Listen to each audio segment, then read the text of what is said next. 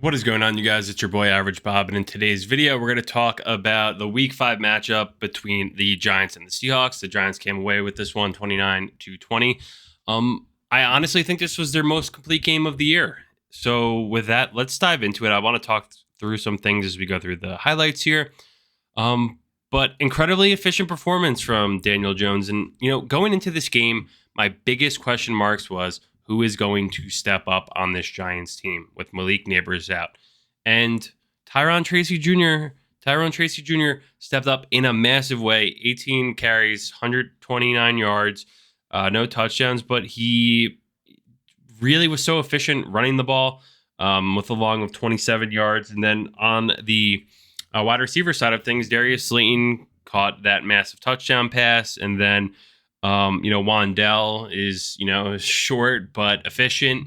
And man, this is a great team win. The Giants put together 7 sacks. And the one thing here is, like, early on in this game, the Giants are able to get down the field, and then they give up the terrible 99-yard fumble return. So then you see Eric Gray take a back seat, as him and Singletary have had a case of fumbleitis so far this season. But yeah, the Giants did what worked, and if it wasn't pretty, who cares? They're going to run screens. And then Jones had 11 rushes for 38 yards, so not one of his better days there. But the Giants put together a full game, man, and that's what they needed to do badly. It almost came off in the end, but we'll talk about when we get there. But let's just bring it back a little bit. The offensive line is playing really well. Jones steps up. He's able to just step up in the pocket and make these plays all day. And if this is how we got to move the chain, just hitting a running back out of the backfield over the middle, then so be it. Eric Gray, 3 receptions for 50 yards.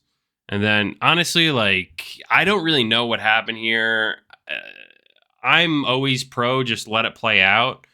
No matter what, I don't think anything should be blown dead, but I couldn't tell if this was actually a fumble or not.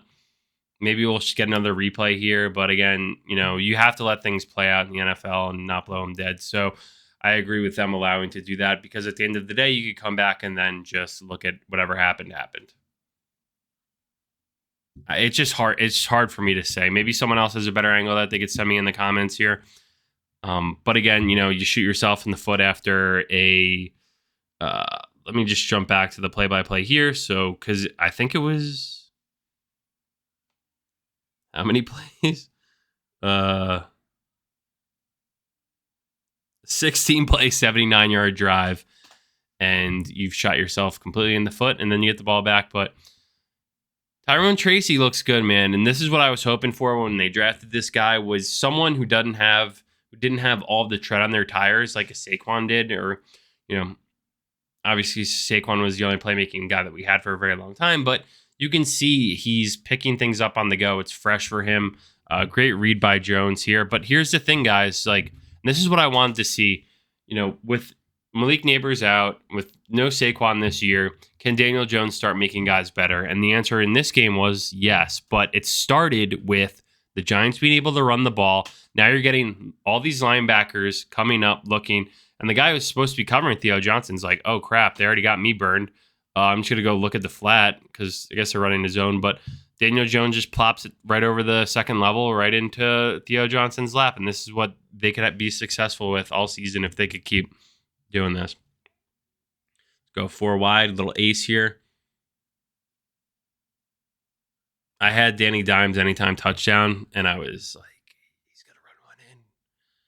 A lot of screen down here on the bottom, a lot of grass down here in the bottom.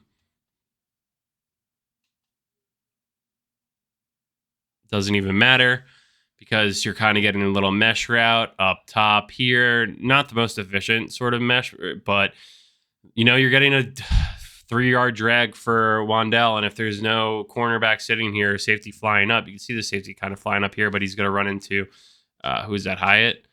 So that opens it up. Very nicely designed red zone play call. Giants score, Wandell gets in. Something that the Giants have been severely lacking over the last few weeks has just been play calling efficiency within the red zone. And here they dial up a great play. Julian Love there getting a little torch. So love to see that. I mean, I couldn't have been honestly more proud of this team. Dexter Lawrence having 3 sacks, and sacks coming from random people in the secondary. Burns looking good. Thibodeau, I thought, played well too. It was just, you see what this team can do, and obviously the whole thing is changed if they blow a 10-point lead and Myers kicks a field goal, and next thing you know, it's overtime, and then Myers kicks another field goal for the win, right? So all of this is with the hindsight that the Giants win the game, but Dexter, coming into his own as he has the last few years, being one of the top premier defensive tackles in the league. So this is, if you guys have been watching me for the last few weeks and the start of this season, you guys know how also, I feel like Illuminor jumps early here. Let's look at the right tackle here. Ball's getting snapped. Maybe did a good job there, but 2nd and 7, you're Wan'Dale Robinson, they don't go deep with him, but when they do get it to him short, he's so good at getting, almost like Malik, but obviously not as good as Malik, is getting those 3-4 yards to get past the sticks. I would just really like to see us, and this is what other teams do, throw the ball just at least at the sticks and take it from there. But wow, great push up front here. So you're just getting an off-tackle handoff here out of shotgun. Tight end at the bottom of the screen, Slayton down low, Wan'Dale here. Man on a man up top, and then you're getting a guard pulling around. So let's see how it goes here. Or no guard pulling around, actually. Just kind of... Andrew Thomas is just taking his guy where he needs to go. Great blocking by Runyon at left guard here. And now you got a little crease lane here, and then who's the closest guy? Safety. Run blocking, I mean, I saw a funny meme that was like, thank you for changing my life. And it's just offensive line coach Carmen Brasillo. It's just like, I'm literally just a Giants offensive line coach. But you know what? They addressed stuff that needed to be addressed. And I'm loving the way that the offensive line looks so far this year. And these are games that, again, then the Seahawks go right down the field here right before halftime, which is kind of, see who bites here. So no one is covering the running back. Just sitting back in a deep zone. You say, hey, we're going to drop, 8 and whatever and just make you try and get downfield on us, quick plays like that the Giants had success on throughout the first half of this game. Now you're seeing the Seahawks go to it, knowing that they could get some chunk yards off of it. Good rush. Geno steps up. Great ball. 21 falls down and takes the penalty on it. Next thing you know, it's in about 17 seconds, it becomes a 43-yard field goal attempt, 10-10. In a game that, looks like the Giants have completely outplayed their opponents again. And at halftime, you're like, please just win this game. I don't want to blow this game when we look better. Same thing with the Cowboys game. You don't get in the end zone. The Commanders kick, a million field goals and beat you. And wow, this is some vintage Tyler Lockett here, huh? Geno's just stepping into all these throws and putting everything behind it. That's a great, great throw. You guys know I hate Geno Smith, but I'll give him credit where credit's due. Unbelievable play by Lockett. And then Smart kind of just, I don't know. I think he's the king. Is he the new king of just going down and not wanting to take hits? Because, when you're on that second level, someone will just come in with a head full of speed and pop it out, the ball. And then there you go right there. Big play on Metcalf, one of the best wide receivers in the league. He's getting up. And defense making plays. The defense has been making plays. Great fucking protection. Great pass. This is what we are capable of. This is what the Giants offense is capable of right here. I don't know. Did they just practice more deep balls? Did Daniel Jones just not have his legs back underneath him for the first 4 games this year where he couldn't throw this pass? Because this is what can happen. Great pocket. Balls out. Outside shoulder. to the numbers. No one else can get it besides Slayton. This is what we're capable of. This is what we could do. Changes the whole fucking dynamic of the game when you can do shit like this. Jones audible. Box is fully stacked. Doesn't matter. Tyrone Tracy's in the zone. I feel like I keep calling him Tyron because Tyron Woodley was in the UFC for so long and I love UFC. Need to adjust that. Love this play. Oh my God. Play action. You're getting people flowing left, and then you're still getting a lot of fakes down here where like this is commanding people's eyes because Wan'Dale has been so efficient. So you're getting people looking here, and then one-on-one, Darius Slayton's been doing this for a long time where you just throw it out in front of him and let him run underneath it. Not even touched. Again, what this offense is capable of, you just saw 2 examples of that on this drive. With great running, I mean, look at this. Just put it out there in front of them. Let me just also say this. First 4 weeks of the season, that's either getting underthrown or overthrown. This one puts it right on the money. That's the throw he's got to make.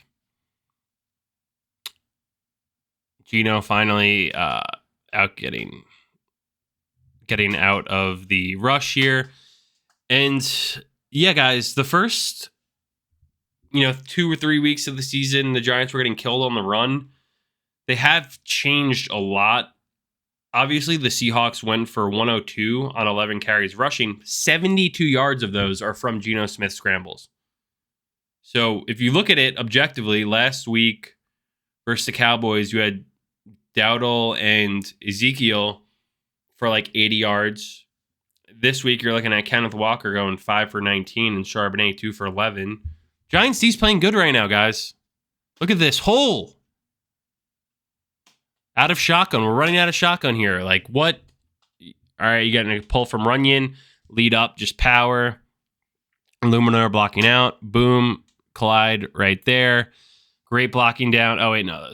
That's a tight end. Luminor and Van Roten blocking down here. And then, boom. Wan'Dale just doesn't have to do anything too crazy there. Just get in front of him. 27's got to run around people now. He doesn't know where the ball carrier is. And now he's got to go up high on Tracy, dude. This is all I wanted to see, dude. Let Tracy spin. I'm all about playing the hot hands, but I think Eric Gray and Devin Singletary have had way too many fumble issues so far this season that let's just see what 29 could do. And he delivered in an absolutely big spot so far. We've been due for someone to step into this role. And hey, if he could do it, just keep riding him. And also maybe that's something else. Like, you're so young in your rookie career. Just don't think, just react. And I think Tyrone Tracy is doing an amazing job of that. All right, let's look at this one. No hitter, failure at the bottom. Jones isn't even looking that way. Jones is looking at the top of the screen the entire time. Good protection. So forcing it, not exactly where it needed to be. Maybe Neighbors makes that. Slayton doesn't have that in his repertoire at this point. Then you can take a field goal to take a 10-point lead. Honestly, I couldn't be more proud of the D in this game for the most part, too. 3rd and 12. Start at the 4th quarter. Max protect here. They're not even getting out on delays. And then Geno slides down, looking at a 4th and 1. And a huge sack by Burns. This is what happens when sometimes you do play action, 4th and 1. If no one bites on the fake, it's kind of a kill shot on the quarterback. And Burns never even looked anywhere other direction. He was just like going for it. Not to say that it wasn't, no one on the Seahawks did anything wrong. It was just a bad play call, and that's what happens sometimes. So here you go. Oh, wait, did I say it was a 7-point lead, not a 10-point lead? Spider-Man. But here's the thing. Now you got a golden opportunity to score a touchdown and put the game away. 2nd and 5, under handoff, trying to choose some clock. RPO all day. Great throw, great catch. Again, another game where Giants only have 5 receivers, but they're able to get there. Okay, so this one isn't really open. You see the design here is for Theo to kind of pick this where Wandell is behind, but there's just a lot of bodies here. He doesn't really get it. And then you got the linebacker right on top of the receiver. So you kick the field goal, make it a 10-point game. Again, it's the NFL, fourth quarter, witching hour. Not everything is totally off the table here. Charbonnet, little HB counter, gets 10.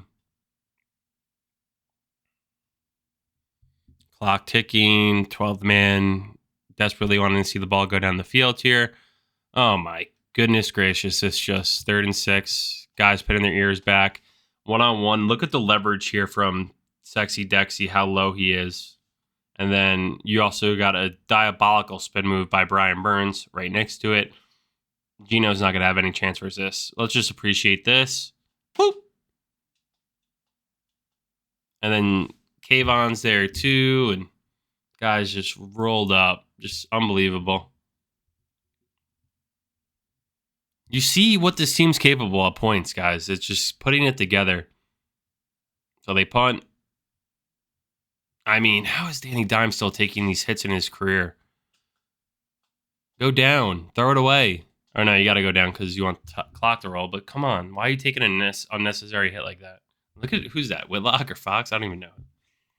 No, Nikita Whitlock probably hasn't been on the Giants in like 5 years. I'm just losing my mind. Okay. A little high-low here between Font going out to the edge, influencing Banks, which opens up over the top the corner out to Metcalf. Newbin's just got to be over there earlier. But the Seahawks could do that all day.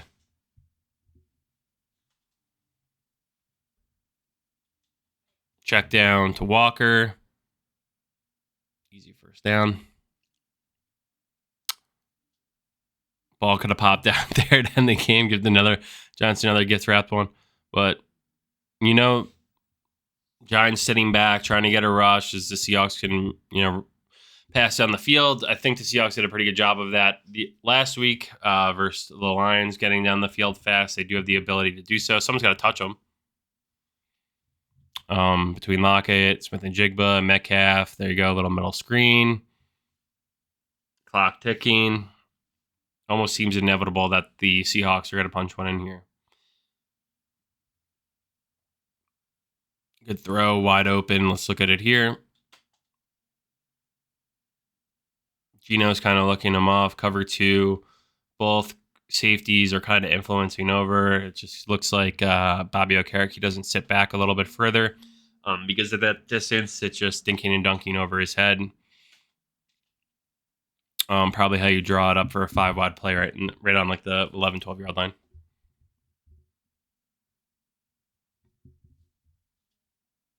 Good throw by Gino too. What's our boy, the last Mustang there, getting a lot of wood on that hit. That's a great throw by Gino. Credit where credit's due. Makes it a 3-point game. Bringing the blitz. Oh, goodness gracious. What have we done here? Blitz coming. Someone's got to be hot. A lot of movement, touching. Wandell's right here. Wandell's blocking already. This might be a flag here. Look at Wandell. He just starts blocking. Look at the guy, the defenders. Like, what the hell? Looking for the call. Yeah, egregious. And then you got a punt. Barely took any time off. How do they still have 2 timeouts? Gino running for his life, kind of very reminiscent of his first game with the Jets, if you guys remember, versus the Buccaneers. He had like a long run to set him up for a field goal, and then the Geno Smith era was on for the Jets. I thought the Seahawks were going to score again, to be completely honest with you. The way how fast they're going down the field in such little time. And then, okay, fast forward, they get stopped. Then you get the field goal attempt, and then Bryce Ford Wheaton, look at him go. He could go all the let's just look at, the main part of this play that makes it is just watch Dexter. So initially when I saw this, I saw Simmons jumping over, and I'm like, this is going to be called back, because usually when those guys jump over the long snapper. It's usually called a penalty, and it doesn't even have to be that close to him anymore. But watch 97 here in the middle of the screen. He stays so low and just grips and rips the guard straight down, and Simmons gets up high, but he doesn't even have to. Look at this. It's very impressive. Just pulls him straight down, like right on his face. And then Bryce Fort, Whedon getting it. The 6th wide receiver on the team, making a huge play. And the Giants somehow squeeze away a win in a game that, again, I think they completely outplayed. Surrender Cobra, love that. But I think they completely outplayed this team in the most part. And, you have a big play on special teams. It kind of nets out, right? The way the game started on a fluky 99-yard fumble return, comes back later, and the football gods give one to the Giants on a block punt or block field goal to put the game on ice. But this is just a sport, man. It's crazy. The highs, the lows, the lows, the week to week. I don't know. I don't think this team is as bad as it looked in week 1. I don't think it's as bad as what happened last week versus the Cowboys. I don't think it's as bad as, the Commanders game. Like, I don't think this team's that bad. And now we're going to get, hopefully Neighbors comes back. But if you're in a situation where Daniel Jones has got to start making everyone else better, then so be it, because he passed the first test, I think, with flying colors. And then upcoming matchup this weekend, you got versus the Bengals at home, MetLife Stadium. Honestly, make or break game again for the season, because you're looking at a Giants team in prime time, which I think you could flex games out now, so I don't know if that would actually get flexed, but you're looking at a Giants team that over the last 10, 11, 12 years has been absolutely dreadful and miserable in primetime games. You're playing Joe Burrow, you're playing the Bengals at home, you're going to be underdogs at home again, and yeah, right now in Vegas, 3.5-point underdogs. 8:20 game. What is this Giants team? Are they a team that can play 4 quarters of football? Are they a team that can beat, a team that is very hungry for a win at 1-4? The Bengals have had not a lot going for them this year, but they do have those glimpses of hope where, you're going to see Jamar Chase go off for 130 yards and 2 touchdowns. You're going to see Joe Burrow make plays. You're going to be able to get to Joe Burrow and sack him. So I think Sunday night you're looking at an absolute dogfight, and I think maybe the Giants could finally, get a little monkey off their back with the primetime curses and stuff like that. But anyway, thank you guys for watching. Hope you have a great rest of your